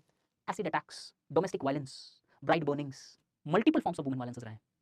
तो अगर हम डाइवर्सिफाइड ग्रुप देखें और प्रॉब्लम्स देखें तो हर वुमेन्स की मल्टीपल प्रॉब्लम्स है, लेकिन ओवरऑल अगर वुमेन्स की इश्यूज को डिवाइड किया जाए तो वुमेन्स जो इश्यूज मेजरली फेस करती है इन खांचों पे मैंने डिवाइड किए हैं। आइडेंटिटी में उनका क्या इशू होता है, एम्प्लॉयमेंट में, हेल्थ में, एजुकेशन में, so on and so fourth. इसके नीचे मैंने ऑक्सफैम रिपोर्ट 2019 का हेडिंग ऑफ द रिपोर्ट डाला है, and that says the face of inequality in India is gender. कि इंडिया में बहुत सारी इनइक्वालिटीज है, लेकिन उन सारी इनइक्वालिटी का जो चेहरा है, चेहरा बोलने का मतलब यहाँ पे क्या है, सबसे उग्र जो है, जो सबसे ज्यादा दिखाई दे रहा है, वो जेंडर है। तो अब सारी इश्यूज को एक एक चीज में डिटेल में देखेंगे कि हर लेवल पे वुमेन्स के अंदर इश्यूज क्या है। इसके इमीडिएट बाद में आऊंगा इकोनॉमिक सर्वे में, जहां पे डेटा मिला है पॉजिटिव चेंजेस क्या क्या आई है वुमेन में, कि हालात इतने खराब नहीं है, कुछ अच्छी चीजें भी हुई है वुमेन एम्पावरमेंट के अंदर। आइडेंटिटी की इशू क्या है? अब फॉर एग्जांपल अगर मैं तुमसे ये बोलूं कि सबसे बेसिक चीज जो तुम्हारी लाइफ की है वो तुम्हारी आइडेंटिटी है। जॉब का एक आईडी कार्ड होता है, वर्क का एक आईडी कार्ड होता है, या फिर हर चीज के कुछ आईडी कार्ड, स्कूल से लेकर कॉलेज तक आईडी कार्ड में आपकी लाइफ चली है। आइडेंटिटी का मतलब क्या होता है? एक मिनिमम बेसिक चीज जहां पे आपको आपके नाम से जाना जा रहा है, राइट? आइडेंटिटी किसी भी इंसान के लिए बहुत इंपॉर्टेंट होती है गाइस। खुद की आइडेंटिटी होना, इनफैक्ट मैं शायद ये बिलीव कर सकता हूं कि ऑलमोस्ट जितने लोग ये लेक्चर सुन रहे हैं सबका अल्टीमेटली गोल यही है लाइफ में कि खुद की एक पहचान बनाना, आइडेंटिटी बनाना, राइट? वुमेन के कॉन्टेक्स्ट में आइडेंटिटी का आलम क्या है वो चेक कर लेते हैं। Women's are identified by their father, brothers और हस्बैंड्स।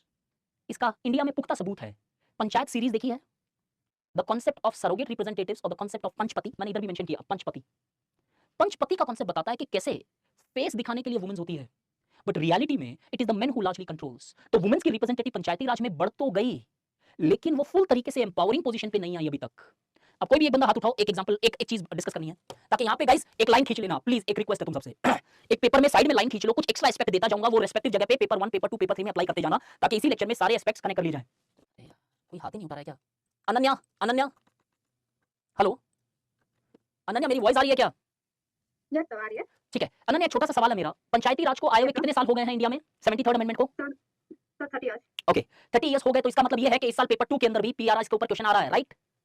Yes sir. 100% आ रहा है।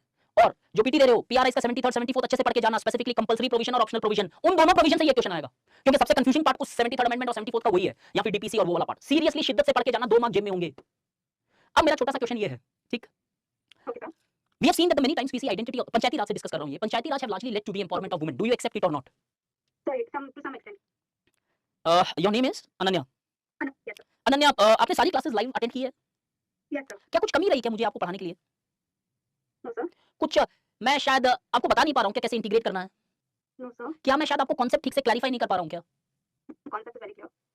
तो I explain you the concept of social empowerment, yes sorry. और मैंने आपको पूछा पीआरआई से सोशल एम्पावरमेंट हुआ क्या? अब बताओ। Because other aspects of empowerment not been met. Now this is what I expect from my students to write their answers at that level.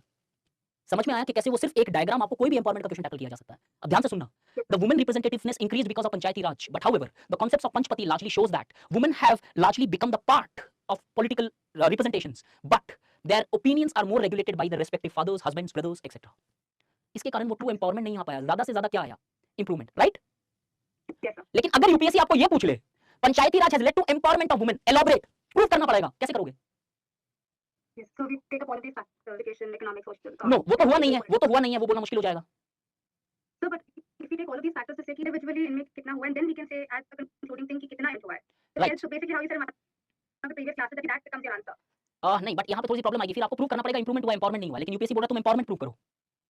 Okay. समझ में आया? बाकी चारों लोगे तो आप प्रूव कर सकते हो, ये देखो बेहतर तो हुआ है, लेकिन एम्पावरमेंट प्रूव करने के लिए यूपीएससी पूछ लेगा तो क्या करेगा? मैं बोल रहा हूँ वैसे करना जाके। सपोज नहीं आए तो आपके लिए बहुत ईजी है कि सर पॉलिटिकल एम्पावरमेंट हुआ, उससे इकोनॉमिक में कोई खास चेंज नहीं आया, अवेयरनेस कोई खास चेंज नहीं आया, और एजुकेशन और स्किल्स के लेवल पे कोई खास चेंज नहीं आया, तो improvement not empowerment. But if suppose I have to write it in reverse direction, then in such circumstances it will be like this. आप जब आईएएस या आईपीएस बन जाओगे तो इनिशियली सरकार आपको क्या अपॉइंट करेगी? As a probationer officers, right? Yes sir. जहाँ पे 3 स्टार या फिर आपके लोअर रैंक का ऑफिसर आपको हेड करेगा, गाइड करेगा in order to largely teach you the nuances of the administration. Correct sir.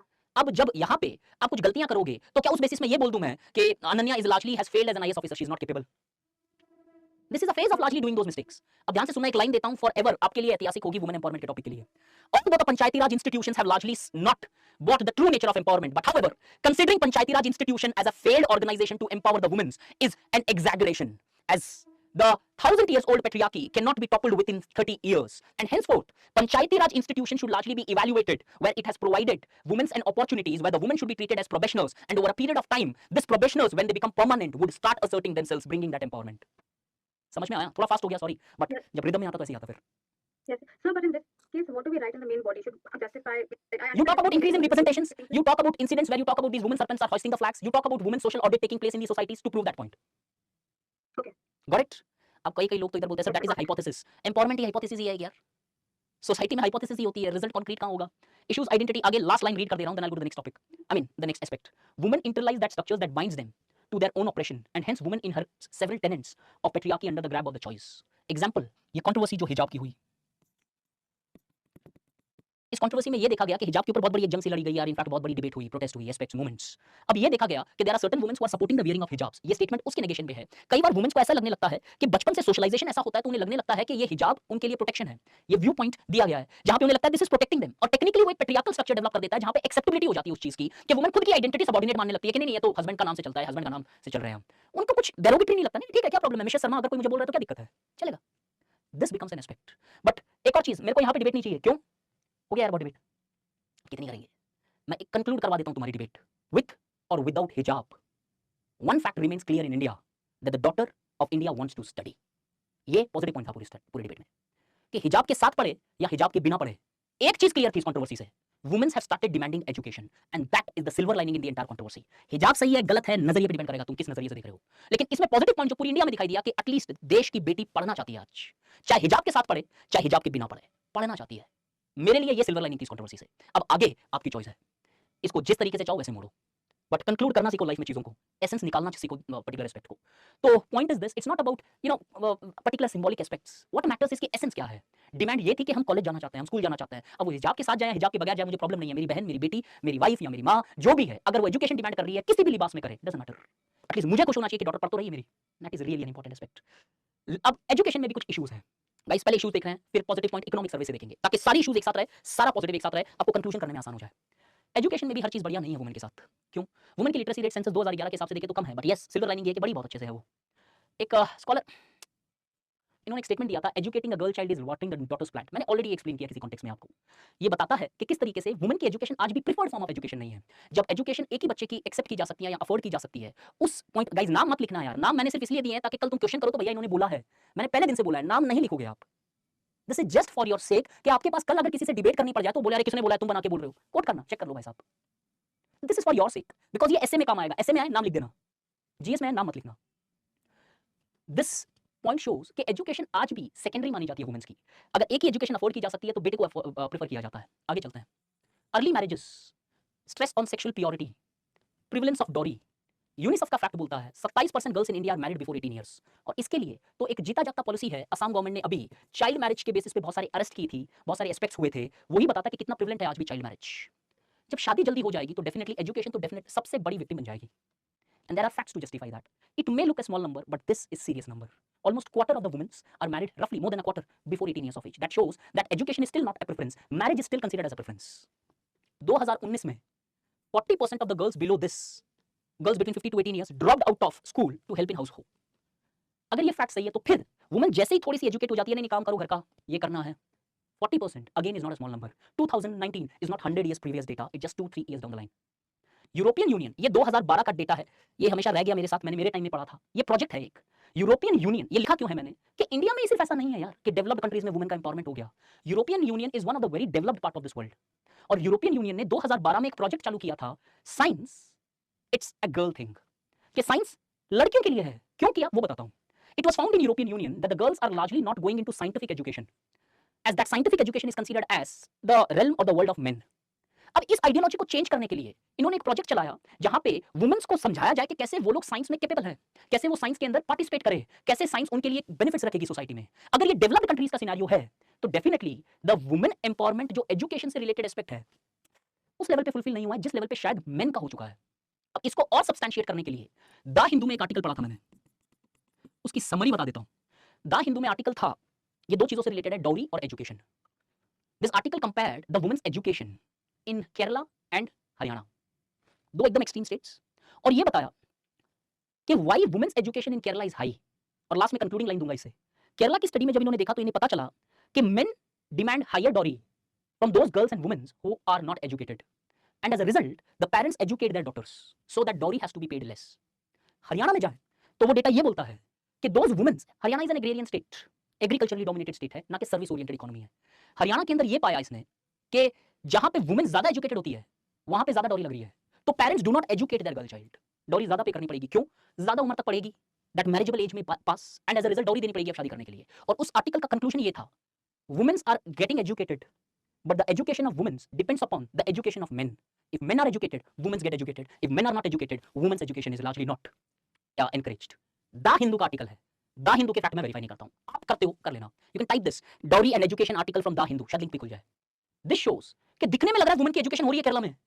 अब ये भी जरूरी नहीं कि द हिंदू का पर्सपेक्टिव सही हो, और भी फैक्टर्स हो सकते हैं, लेकिन ये एक फैक्टर बड़ा जेन्युइन लग रहा है कि if you are largely not getting educated, dowry देनी पड़ेगी। This shows that women education has improved in country, but still that women education is determined on the basis of men's education, indicating कि women की education independently नहीं encourage की जाती है। अगर होती तो वो सही मात्रा में education empowerment होता। Somebody is asking, can we quote newspaper in exam? No, newspaper quote नहीं करना, आप सिर्फ ये बोलोगे a study on Kerala and Haryana in a national daily। नाम नहीं quote करना है guys, national daily news, national daily quote करोगे sufficient है, that is enough। Third factor, employment में क्या सिनेरियो है? हमने identity देखी, improvement दिखाई दिया, empowerment तो नहीं दिखाई दे रहा है। एजुकेशन देखा, एक्सेस बड़ी है, लेकिन वो एक्सेस में भी कुछ लिमिटेशंस है, मेन के बराबर स्तर पे नहीं आ पाया अभी तक हम। एम्प्लॉयमेंट में क्या सीन है? एम्प्लॉयमेंट में तो मेरे से ज्यादा फैक्ट्स आपके पास होंगे, बिकॉज एम्प्लॉयमेंट में ये देखा जा रहा है that majority of the womens are employed in the informal sectors, जिसे एक स्कॉलर बोलते हैं सेकेंडरी मार्केट। फैक्ट क्या है? 63 workforce percent of women is in agriculture, और एग्रीकल्चर ऑलरेडी आप देख चुके हो क्राइसिस में है। एक जल्दी से क्वेश्चन पूछूंगा प्लीज, एक बंदा हैंड रेज कर ले यार। मुना, hello. Hello, am I audible, sir? You're audible, Mona. The fact remains, ये fact दिया हुआ है, 63 women's work in agriculture, और agriculture we know it's in tantrums, crisis में Indian agriculture। मैं नहीं बोल रहा हूँ, National Farmers Commission 2007 बोलता है agrarian unrest, headed by MS Swaminathan, who is called as the father of green revolution। Clear? Yes, sir. अब मुझे बताओ, साइड में लाइन, अब जो बोल रहा हूँ वो साइड में लाइन लगा के लिखनी है, पेपर 3 में काम आएगा ये फैक्ट। एग्रीकल्चर को इंप्रूव करने का तरीका क्या है? For the general agriculture sector or I'm talking about agriculture sector। अगर आप डिस्ट्रिक्ट कलेक्टर होते आपकी डिस्ट्रिक्ट में, तो आप एग्रीकल्चर को कैसे इंप्रूव करते?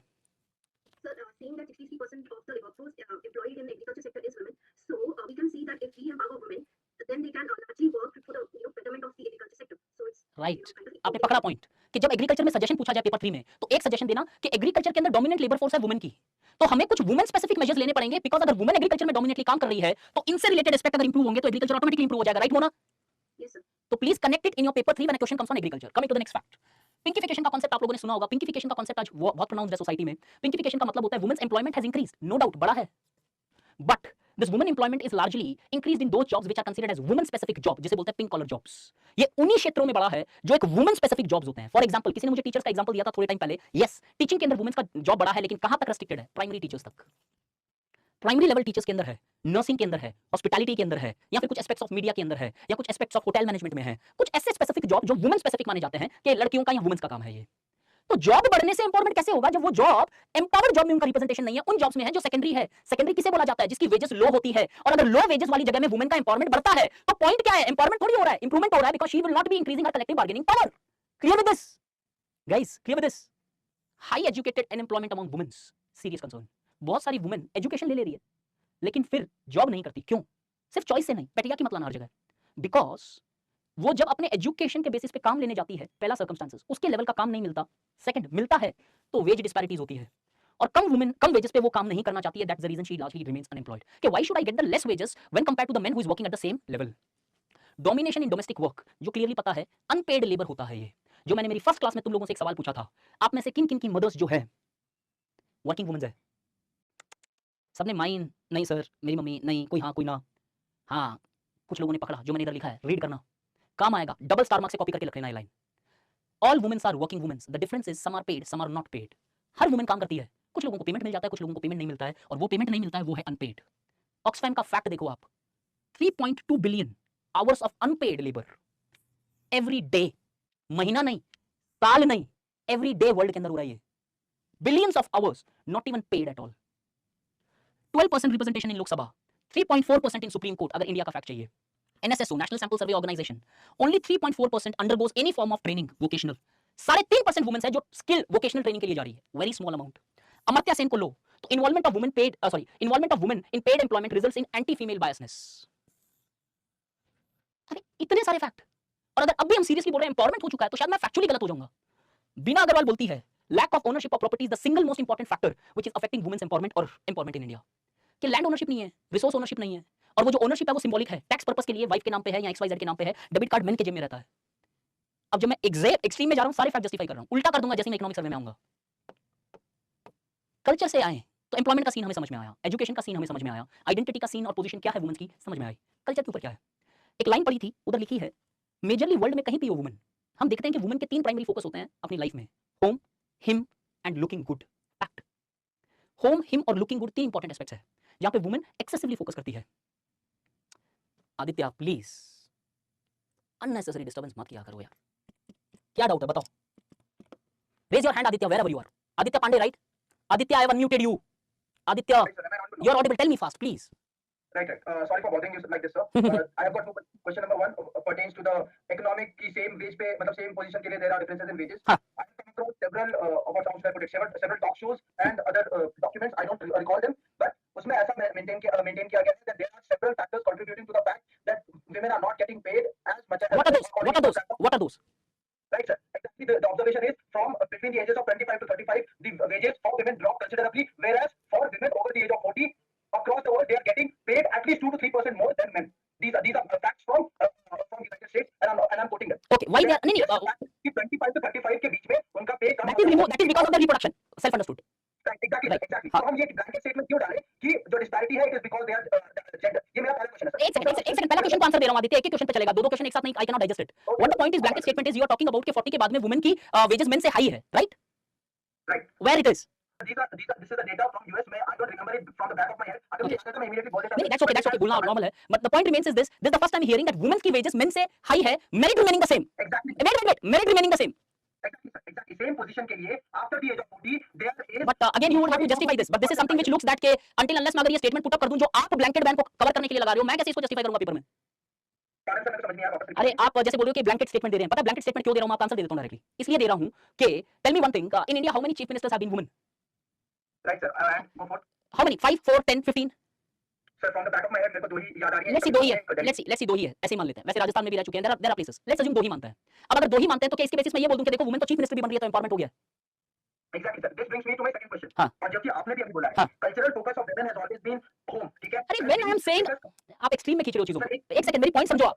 नहीं Aditya, you are not taking it right. No wait.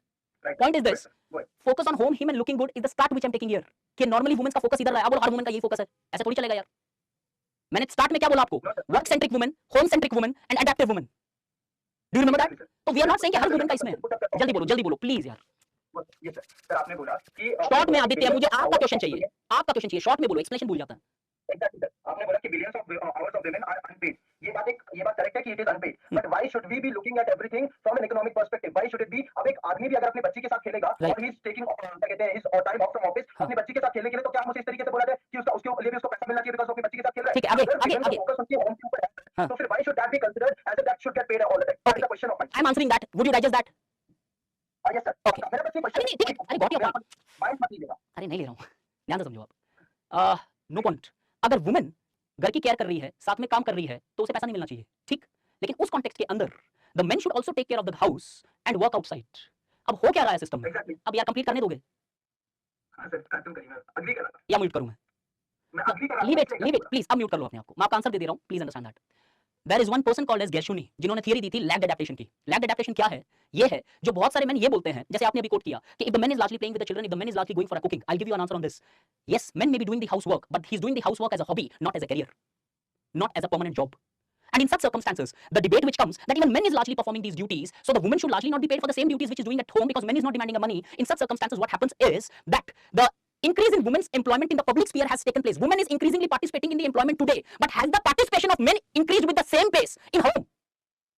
क्या men भी उसी लेवल पे increasingly participate कर रहा है घर में? हॉबी के लेवल पे कर रहा है वो, सैटरडे एंड संडे.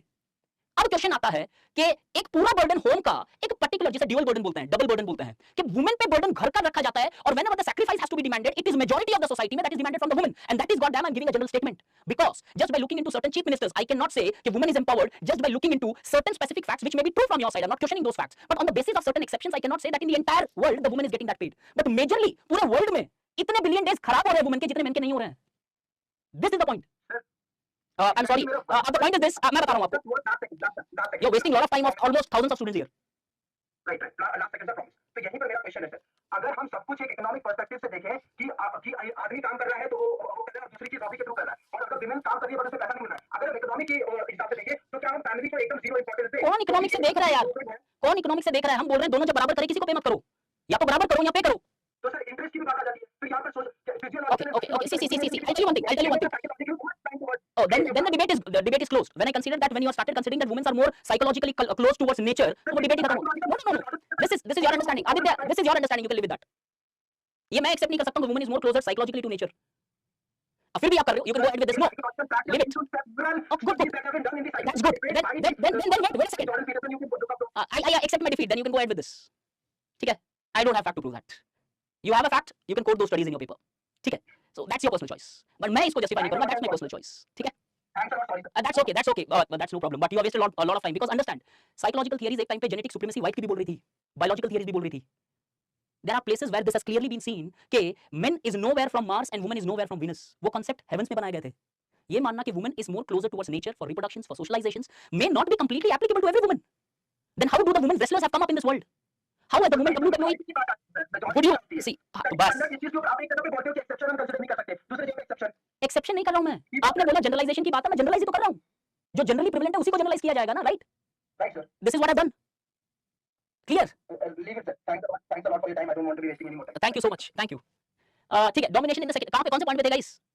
अरे कल नहीं करूंगा guys, ये करूंगा, complete करते हैं. At least 5 aspects देख लेते हैं सिर्फ. Let's see. NSSO I have done. Amartya Sen, I think Bina Agarwal तक हमने किया. This line is something which I wanted you to keep it. You write this and keep it up. Those people who can digest this, I can write that. ठीक है. Culture, I think, yeah, we started from here. The woman's majorly focus has been on home, him and her. जहाँ पे women की psychological को ऐसे treat किया गया, which Aditya was also talking about, that socialization has happened in such a manner that हमने कुछ एक स्पेसिफिक सोशलाइजेशन प्रोसेस से we have largely tuned it. In fact किताब भी सेकंड सेक्स करके, जहाँ पे ये बोला जाता है womens are not born women, they are made womens. ठीक है, साइमन डी बिवॉयर की किताब है ये, कि वुमेन्स की साइकोलॉजी को भी इसी तरीके से ट्रीट किया गया है, where she is largely trained और socialized in such a manner that this largely becomes that primary purpose. Malvika Kelkar advocates in India that women live in the dichotomy of Devi and Dasi. If they follow the culture, they are considered as Devis. If they largely go against the culture, they largely become the victim of different forms of violence, discriminations, exclusions. The best example is majority of the women violence, if you see as far as the working woman is concerned, has taken place on those women who largely violates the patriarchal notions of a particular society. कैसे? If you look into call center workers, especially women in those categories, एक stereotypical understanding develop कर दी जाती है because they are working in nights. This is what it takes place. Women are born from the ribs taken from men. ये statement था एक sociologist का, जहाँ पे उन्होंने ये दावा किया कि this is what is written in Christianity. कि Christianity में ये बोला गया है कि women's का birth men की rib से हुआ. The name of the sociologist is Anthony Giddens. The name of the book is Sociology by Anthony Giddens. First page of the gender chapter. This line is mentioned. Culture किस तरीके से women को project कर रहा है that they are largely secondary to men as the very birth have been taken from men. आज तक हम शायद उल्टा देख रहे थे. Woman is giving the birth. यहाँ पे कुछ अलग तरीके से सिस्टम चल रहा है. Culture leads to early marriages. Example, National Family Health Survey 4 जो लेटेस्ट सर्वे है, 5 का पूरा डेटा नहीं आया हुआ है, इसलिए लेटेस्ट है. वैसे National Family Health Survey 5 के काफी डेटा आ रहे हैं. 31% of married women are married before the age of 18 years. Same fact पहले मैंने NSSO का भी आपको बताया था, यूनिसेफ या और ऑर्गेनाइजेशन का भी बताया था. एटलीस्ट काफी जनता, कोई 40s मानता है, कोई 30s मानता है, कोई सम अदर परसेंटेज मानता है. Early marriages in India largely has been the result of the various sexual purity notions connected with the women's, or through cultural notions like that of Dowry जो मैंने the Hindu वाले article से आपको बताया था. Restricts mobility of women. ये पूरे के पूरे practices women की mobility को limited कर देता है. Why? Excessive regulation is present over the woman's sexuality, identity, work, education. Many justified on the basis of cultural practices and cultural notions. Prohibition from rituals. ये latest अगर आप देखो, the women in India is fighting for entry into religious places. Where on one hand the women have been considered with Devis, the Devis are not allowed in sacred sanctoriums. This may vary because of specific religious and ritual practices. But जो supreme court का आपको आदेश आया, उन्होंने बोला कि they should be allowed. उसके बाद भी with protection they were allowed. And there were also incidents of violences when they tried to enter. Shani Shingnapur के अंदर the local women themselves objected to the very judgment कि नहीं, शनि शिंगणापुर में temple should not be allowed. This is what the practice has been. अब this is up to the court to dwell कि whether that practice is essential or not. All these factors clearly shows कि culture somehow has been an important aspect of patriarchy. Health. Amartya Sen ने concept दिया natal inequality. Simple से explain कर देता हूं. Female फ्यूटिसाइड्स. Same चीज economic survey में mention की गई थी 2015 और 16 के, जहां पे आर्टिकल था meta son preferences, unwanted womens called as नकुशास एंड मिसिंग गर्ल्स. लगभग एग्जैक्ट फैक्ट नहीं याद है, 16 मिलियन के आसपास ऐसा फैक्ट है जहां पे वुमेन बॉर्न तो हुई but they were then not present. क्यों? Because of those sex selective techniques, जहां पे बॉर्न होने के बाद भी many womens are actually eliminated. High maternal mortality rate in the sphere of health. Forced pregnancies is a common phenomena which is one of the primary cause with maternal mortality rate. मार्च के अंदर या फिर मार्च second या third week के अंदर EPW के अंदर एक आर्टिकल आया था इसी MMR के ऊपर, showing the study was of Uttar Pradesh. Girl child is breastfed. ये योजना या कुरुक्षेत्र का फैक्ट है. I don't have the exact whether योजना और Kurukshetra. Girl child is breastfed for a lesser period of time when compared to a boy child, indicating the health of the woman is largely in ICU. Health के अंदर they are not having an equal place when compared to the men. अब वो सारे के सारे changes तुम्हें बताते हैं कि शायद उस लेवल पे इंप्रूवमेंट भी नहीं हो पाया. Empowerment is a far fetched idea, but the economic survey of 2015 and 16 had a dedicated article on women empowerment. कुछ बेसिस बनाए उसने और बताया कि 2005, 6 और 15, दिस इज 15 और 16 में क्या चेंज आया वुमेन की पोजीशंस पे. चेंज मैंने अलग से लिखी है कितने परसेंटेज है, और ये डेटा है. I just read it out, certain selective data from here. Involvement in decision about their own health. कितनी वुमेन्स खुद के हेल्थ के डिसीजन खुद ले सकती है? क्यों? एम्पावरमेंट का सबसे इंपॉर्टेंट पहलू होता है टेकिंग डिसीजंस फॉर योरसेल्फ. आप खुद का डिसीजन नहीं ले सकते हो तो एम्पावरमेंट कहां का हो गया? 2005 और 6 में 62%, 74, 12% increase does show serious empowerment, sorry serious improvement. Involve in decisions about large household purchase. अगर घर में कोई प्रॉपर्टी खरीदी जाती है या गाड़ियां खरीदी जाती हैं या फ्लैट्स खरीदे जाते हैं तो यहाँ पे पहले 53% वुमेन्स को पूछा जाता था, डिसीजन में शेयर हुआ करता था। 15-16 में सर्वे बोलता है 73, 20% increase clearly shows visible improvement in the womens positions in the Indian society as far as the decision making power is concerned with respect to the family decisions, with respect to the self centric decisions. Involve in decisions about contraception के whether the contraceptives has to be used और not, does women has any say. 5-6 में भी huge था, 93% womens themselves had the right to decide कि whether the contraceptives has to be used or not। 2015-16 में गिर के 91% आया, बट ये 2% की गिरावट कोई ग्रेट ड्रास्टिक कोई नेगेटिव नहीं है। 90% वुमेन आज भी खुद का डिसीजन होता है टू यूज कॉन्ट्रासेप्टिव्स और नॉट। इट्स नॉट दैट कि वो फोर्स्ड प्रेगनेंसी वाला कॉन्सेप्ट पहले जो चलता था वो चल रहा है। They are conscious of their decisions about a child birth, उनका डिसीजन होता है। इकोनॉमिक सर्वे बोल रहा है wife beating is not acceptable. कितनी वुमेन्स ये मानती है कि वाइफ बीटिंग या डोमेस्टिक वायलेंस एक्सेप्टेबल है या नहीं है? 50% बैड फैक्ट। सिर्फ 50% वुमेन्स एक्सेप्ट कर रही थी it's okay for their husbands to beat them. 15-16 में कोई ड्रास्टिक इंप्रूवमेंट नहीं। 53% नहीं होना चाहिए, 47% अभी भी उस तरफ है। मतलब लगभग 50% आज भी वुमेन्स एक्सेप्ट कि it's okay for their husbands to beat them. Economic survey says this. से आगे अर्निंग मोर देन और इक्वल टू हस्बैंड, कि ऐसी कितनी महिलाएं हैं जो हस्बैंड के बराबर या हस्बैंड से ज्यादा कमाती है? 21%, स्मॉल नंबर। इंप्रूवमेंट ड्रास्टिक 42%, मतलब जितना पहले था उसका डबल कर गया। अब डबल भी शायद एवरेज से कम है, but 20% increase in 10 years is a serious thing which shows drastic improvement, as 10 साल में 10-20% बढ़ना equal 2 times बढ़ना is not a small thing। Median age at child birth, जब पहला बच्चा पैदा हो रहा था तो मीडियन एज क्या थी वुमेन की? पहले 19 साल थी, ज्यादा नहीं बढ़ी। अभी भी 20 साल में she is becoming a mother. That means chances are कि मैरिज शायद 18 से पहले हो जा रही है या 18 के जस्ट बाद में हो जा रही है। तो वो एजुकेशन वाला एस्पेक्ट, वो जॉब वाला एस्पेक्ट, वो मोबिलिटी वाला एस्पेक्ट कम हो जाएगा, बिकॉज स्किल गेन करने के लिए कोई ज्यादा एस्पेक्ट नहीं रहेंगे। Educated, literacy rate is quite high, 72% के आसपास। Employment in non manual sectors, मतलब व्हाइट कॉलर एम्प्लॉयमेंट सिर्फ 20% था, दैट इज प्रिसाइजली 19%। 10 साल आगे जाएं तो 28%। Still almost less than 1/3 of the number of men who is working in the white collar sectors. क्यों? Because we know it well, 63% still works in Indian agriculture. That means informalization of women labor is extreme level पे high, and that informalization is actually creating a problem. अब ये सारे fact अगर तुम देखो, दोनों तत्व है, हुआ है या नहीं हुआ है? अब you give me an answer. Guys, tell me, has the women empowerment taken place or it has not taken place? Answer दूं? In India, what has been seen is the patriarchy has seriously weakened because of the secular law, positive discriminations, that is reservations, and also because of increasing awareness among women, both because of education and women's movement. Coupled with this, the domination of technology have seriously raised the positions of women. But this raise in position of women is not up to a mark where women could be considered as empowered, as the challenges with the women's faces since birth till death are certainly more when compared to the men's. And the various data indicate at the best improvement, not empowerment. The empowerment may only be said in certain circumstances. जो ये 2-3 70% जो plus fact है वो mention करना। Overall, if social empowerment has to be taken care, there has been just improvement, not empowerment. और domination की तो जो बात कर रहे हो वो तो साइड में है।